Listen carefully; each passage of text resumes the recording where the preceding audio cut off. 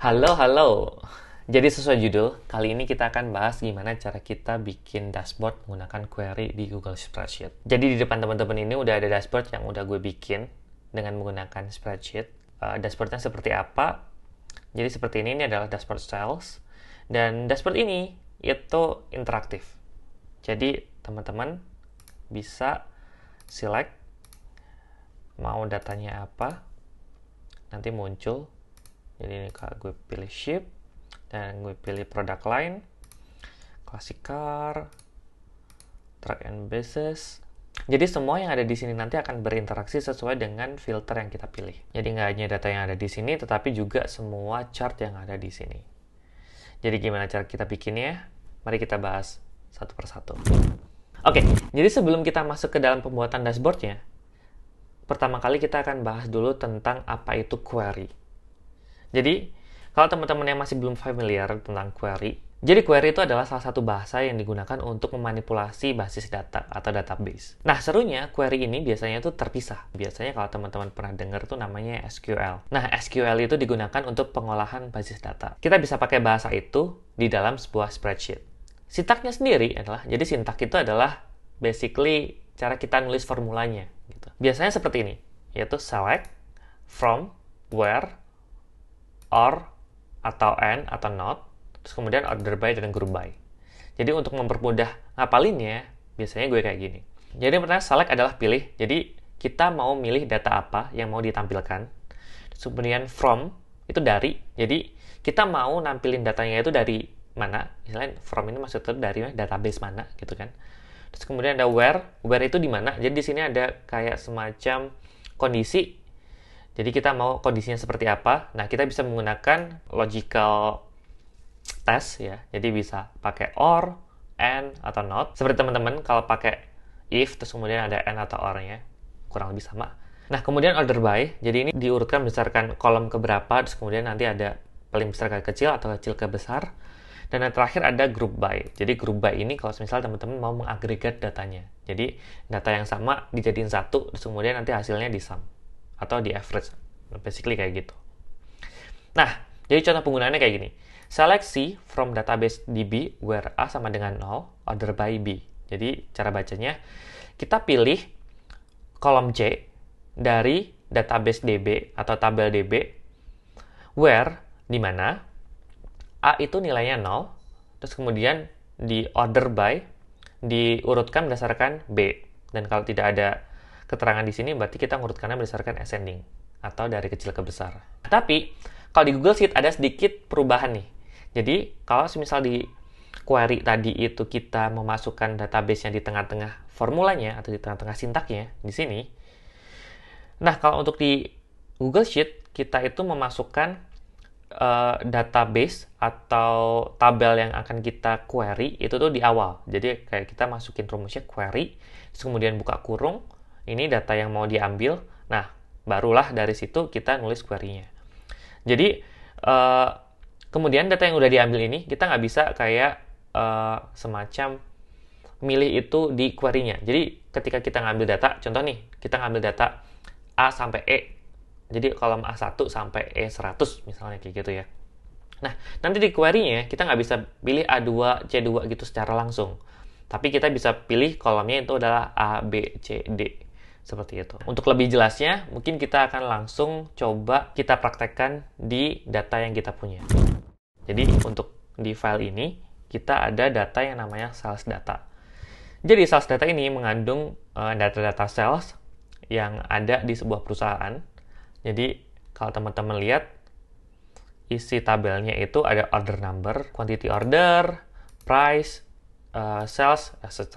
Kita akan coba pakai query untuk mengambil kolom-kolom yang cuma kita perluin aja. Kemudian dari situ kita akan buat sebuah filter yang kita bisa interaksi di sana. Jadi ketika filternya diaktifkan, nanti data yang kita ambil pun juga akan menyesuaikan dari filter yang udah kita pilih. Dari situ kalau udah settle ya, filter dan datanya udah oke. Habis itu kita akan menampilkan chart-chart yang nantinya akan menampilkan insight dari data yang udah kita pilih atau udah kita punya. Sekarang kita udah tahu raw datanya. Dari sini aku akan bikin satu sheet baru.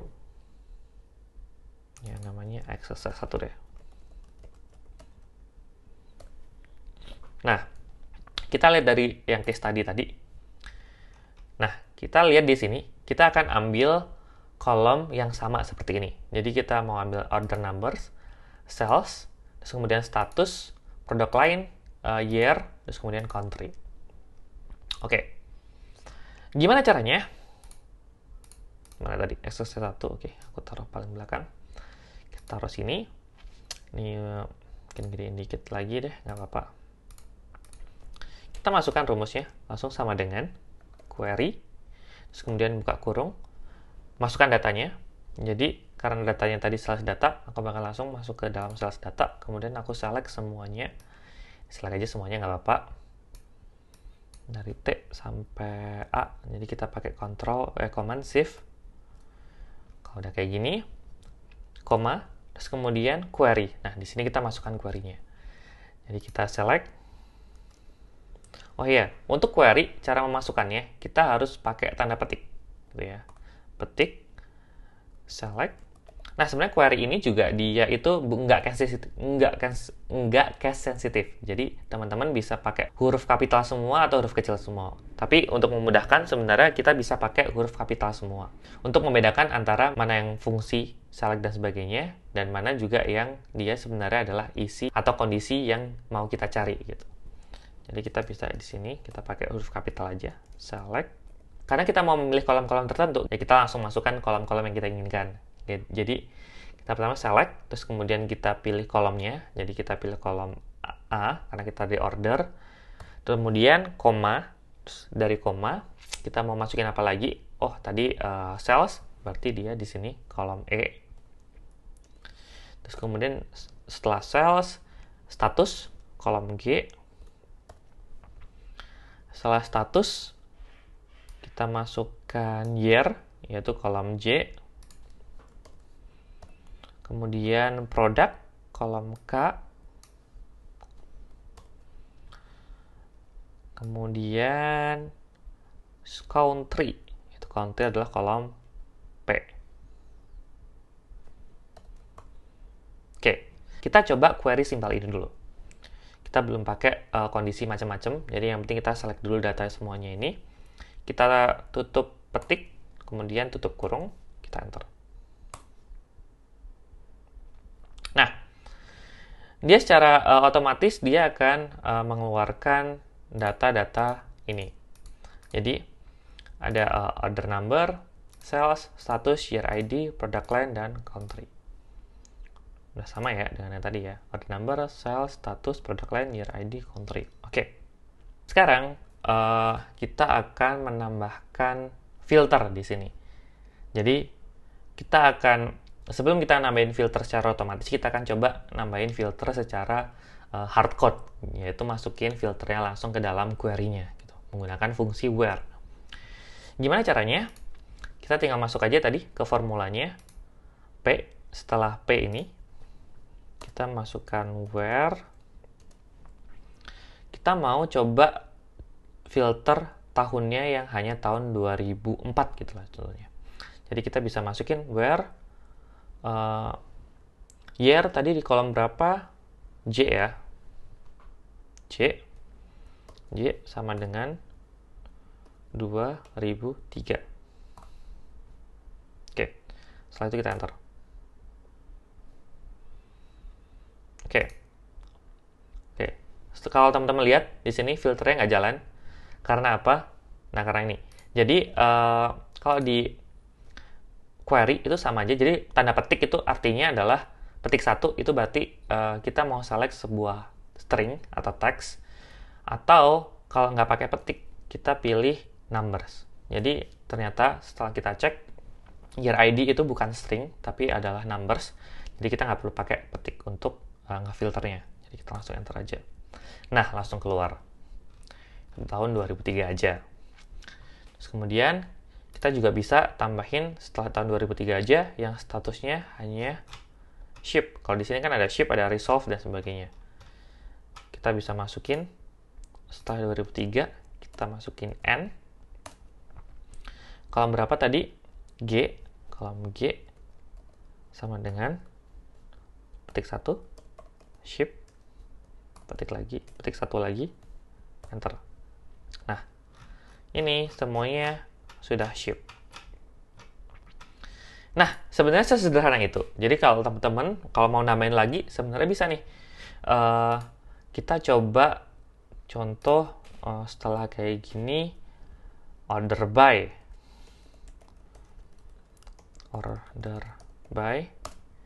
Kita bisa urutkan berdasarkan mungkin kolom P deh, country. Jadi country-nya biar urut.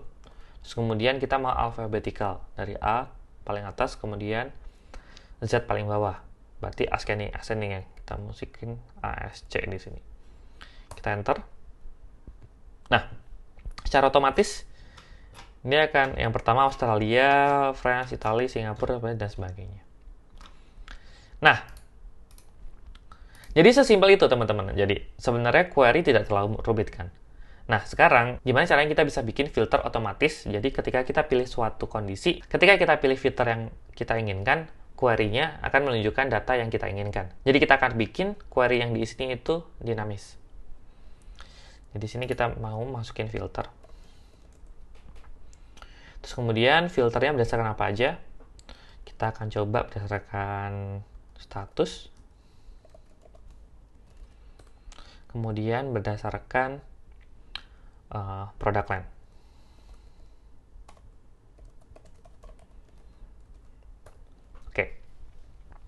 Nah, yang pertama, kita bisa memasukkan, ini contoh dulu ya, kita mau product line statusnya ship, kemudian product line-nya kita pakai motorcycle aja.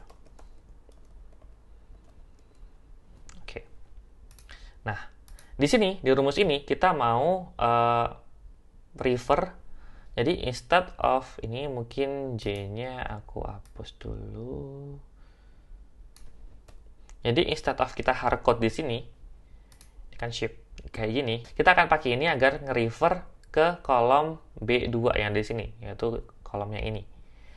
Caranya adalah, jadi di sini kita akan hapus, kemudian kita akan tutup stringnya, kita akan tutup query-nya di sini. Kemudian kita tambahkan dan. Setelah dan, kita masukkan ship yang tadi, kolom B2. Kemudian kita dan lagi. Kemudian habis dan lagi kita buka petik lagi. Nah, sebenarnya apa yang kita lakukan di sini? Jadi dan fungsi dan adalah untuk menyatukan dua buah string. Jadi di sini yang kita lakukan adalah yang pertama kita nge-break dulu query yang udah kita buat tadi. Jadi kita pause gitu ya. Setelah kita pause, kita sisipkan formula untuk nge-refer ke kolom B2. Untuk nge-refer ke sel B2. Setelah itu, setelah dia nge-refer sel B2, kan dia keluar tuh dalam bentuk string. Nah, stringnya itu lagi digabungkan ke query-nya lagi. Alhasil, nanti sel yang kita refer tadi bakalan muncul di dalam query yang udah kita buat. Jadi, kalau udah kayak gini, kita bisa enter. Nah, di sini statusnya tetap ship semua, karena dia bakalan otomatis ngikut ke yang ada di sini. Coba tadi kalau nggak salah selain ship ada rejected. Kita coba ya. Nah, ternyata rejected yang motorcycle nggak ada. Ternyata yang rejected nggak ada. Ini tadi belum difilter. Terus apa lagi ya? Tadi on hold kalau nggak salah. Nah, nih on hold ada segini. Oke. Kita masukkan ship aja. Nah, sama halnya dengan yang product line. Jadi dari sini tadi kita tinggal menambahkan where G sama dengan B2, terus kemudian N, kolom K yaitu product line, K sama dengan buka karena kita mau string, terus kemudian kita tutup petik karena kita mau ngambil data yang ada di sel B3, petik B3, dan lagi, terus kemudian buka lagi petik, terus kemudian petik satu lagi. Setelah itu kita enter. Nah, ini secara otomatis dia akan motorcycle aja. Nah, kalau udah gini, sebenarnya kita pengen ini agar lebih gampang ya. Jadi kita nggak perlu ketik secara manual, kita maunya tinggal pilih di kayak semacam drop down kayak gitu. Kalau kayak gitu, kita bisa pakai yang namanya data validation. Jadi data validation di sini masuk ke data validation, terus kemudian list range of or formula. Di situ sebenarnya kita bisa select aja langsung ke sales data tadi, dan kemudian karena tadi adalah kolom G ya, kita bisa klik aja kolom G.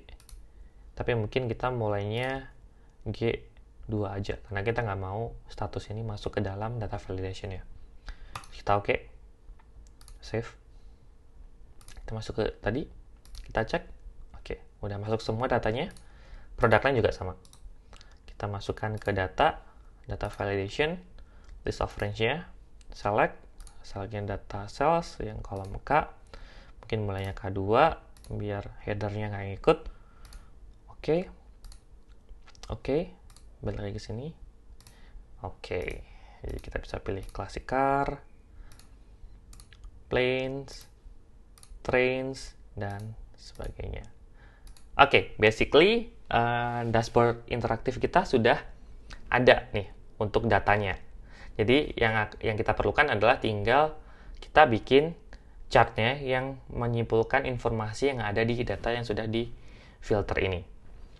Sebelum itu, mungkin kita pengen mempercantik sheet yang kita punya ini. Jadi biasanya sih gini, aku ini hilangin semua garis-garisnya dengan cara ini, kita pilih warna putih, terus kemudian kita select yang all border.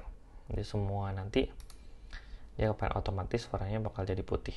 Nah, setelah kayak gini, aku ambil sini aja, ini select semua sampai bawah, terus aku ambil border yang warnanya agak kayak gini, tapi cuman garis-garis gini aja. Oke. All good. Naik lagi, terus yang ini kita warnain hitam, tulisannya putih, bold.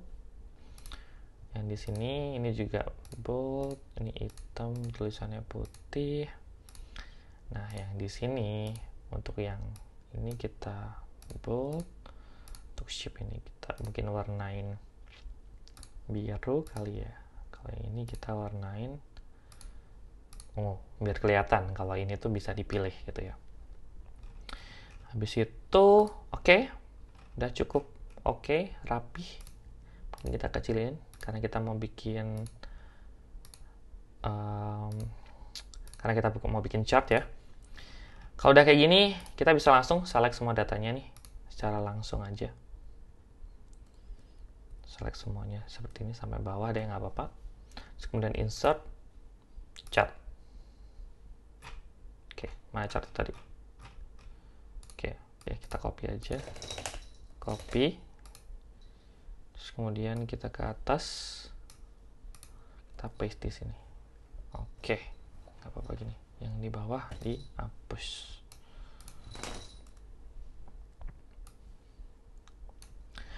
Oke. Ini jelek ya.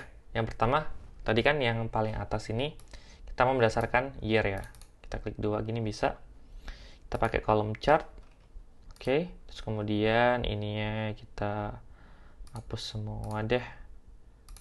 Hapus aja dulu semuanya.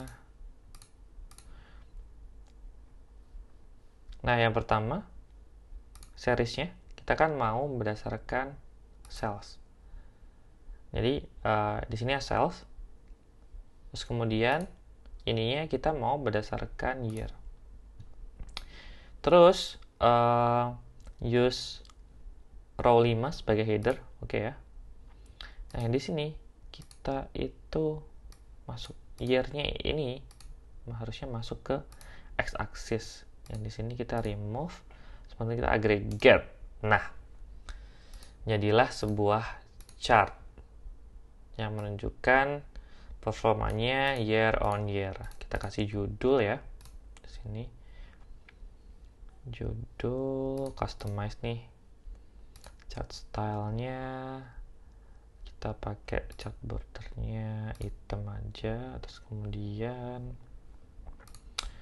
nih chart title-nya YOY, year on year sales performance. Terus kemudian kita pilih yang ini, bold hitam. Oke. Setelah itu, setelah YOY sales, kita paste di sini. Kita mau bikin chart untuk bagaimana persebaran revenue-nya berdasarkan country. Di sini aku mau pilih ini pie chart, terus kemudian ini bukan sales, tapi adalah ini bukan year ID, tapi ini adalah country. Nah, di sini judulnya kita ganti country performance.